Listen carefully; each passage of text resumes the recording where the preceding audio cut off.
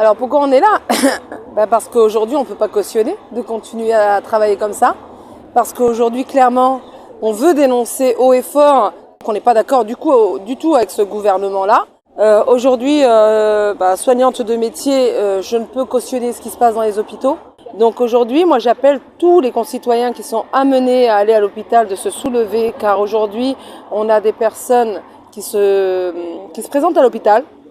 Le délai d'attente est juste inhumain. On va d'entre 24 et 36 heures minimum. Si vous avez une chance d'avoir un brancard, vous êtes au top. Pour d'autres, c'est une chaise. Et puis surtout, c'est le moins zéro, quoi. Moins zéro, c'est la morgue.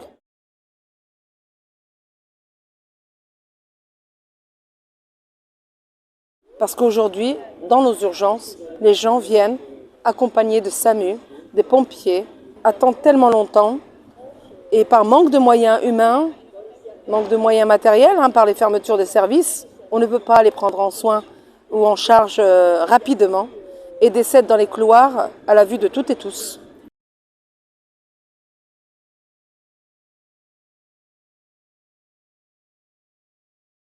Moi, ma dernière nuit, personnellement, on m'a fait masser sur une personne qui est arrivée avec le SAMU et qui était morte au moins 5 heures.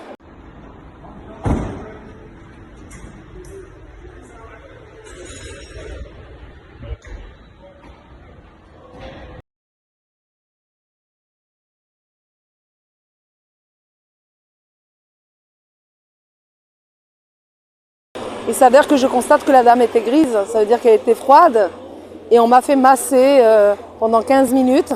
On lui a administré 5 mg d'adrénaline, pour à la fin mentir sur l'horaire de décès. Oui, parce qu'on l'a déclaré après le massage, donc 15 minutes de massage. Et on a déclaré la mort qu'à ce moment-là, alors que cette dame était morte. Aujourd'hui, on vient aux urgences, on vous fait des préadmissions par des infirmières, soit en pédiatrie, soit par les adultes, dans la salle d'attente, et vous rentrez chez vous, vous en mourrez. C'est partout en France. Aujourd'hui, les services hospitaliers vont très très mal. Allaient très mal avant. Il y a eu la Covid, on était découverts comme les essentiels, comme les premiers de corvée. On était le divertissement de 20 heures. Et puis en 2021, quand même, liberté, égalité et fraternité a été remplacée par soumission, obligation, division. Tu as créé cette association Blouse Blanche face à cette déliquescence de l'hôpital public qui n'est finalement qu'une partie de la dégénérescence des services publics. Exactement, exactement. Bien avant, déjà, j'étais syndicaliste. Je défendais l'opprimé face au patronat, au prud'homme. J'ai une délégation de défenseurs syndicales. Voilà, le combat pour les conditions de travail, les conditions d'accueil des usagers, bien avant la Covid. Et arrive la Covid, on a dû travailler avec des sacs poubelles, on a dû travailler sans moyens matériels et encore moins de moyens humains. J'avais à l'époque le collectif Soignants 78. J'avais une association qui était aussi l'association de la jeunesse des quartiers. Mais parlons vraiment de la santé de la jeunesse, la santé mentale de l'individu et du citoyen.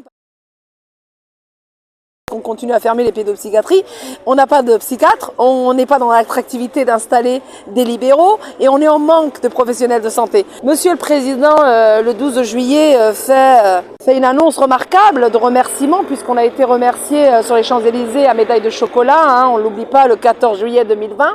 Et puis le 5 août, il y a eu l'obligation vaccinale. L'obligation vaccinale à tous les soignants, à tous ces essentiels qui déjà étaient en manque de moyens. Ce 12 juillet, au soir, juste après, je crée le collectif Blouse Blanche pour les libertés fondamentales. Et là, je rassemble des soignants, des pompiers, du public, du privé et des libéraux. Donc très vite, on devient assez nombreux puisqu'on refuse cette obligation. Et surtout, c'est qu'on était à l'intérieur avant et qu'on a vu ce qui se passait. On a eu deux grosses vagues, en mars 2020, en octobre 2020. Et en mars 2020, Macron a dit « Nous sommes en guerre ». Il nous a envoyés en claquette en guerre. Et d'ailleurs, c'est pour ça que je dis « au front sans armes ».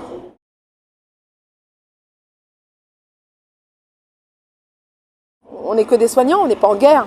Et encore aujourd'hui, on n'est pas en guerre, on refuse la guerre, on est pour la paix.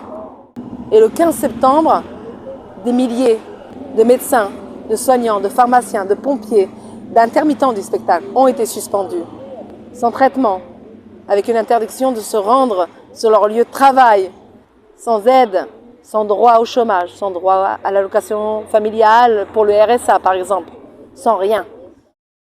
Quand on a fait la demande au Restos du Cœur, on nous a refusé en nous disant que c'était de notre faute et qu'on devait qu'aller se faire vacciner si on voulait retrouver nos salaires.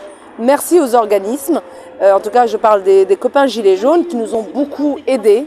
Donc on faisait les ronds-points. On a aidé énormément de familles et jusqu'au jour où j'en avais marre, en plus de ne pas être considérés encore dans le paysage, parce qu'on essayait de nous anéantir, de ne plus exister, de ne plus paraître même. On nous a dit qu'on ne devrait même plus être soigné à l'hôpital. J'avais demandé au collectif et j'ai dit, écoutez, on passe en association. Et j'ai fait 3 fois le dossier pour passer en association. À chaque fois, on me demandait de rechanger mon objet d'association. Mais blouse blanche aux petits soins, ça marche pas. Ça marche pas pour eux, ça a une connotation forcément injection, vaccin, tout ça.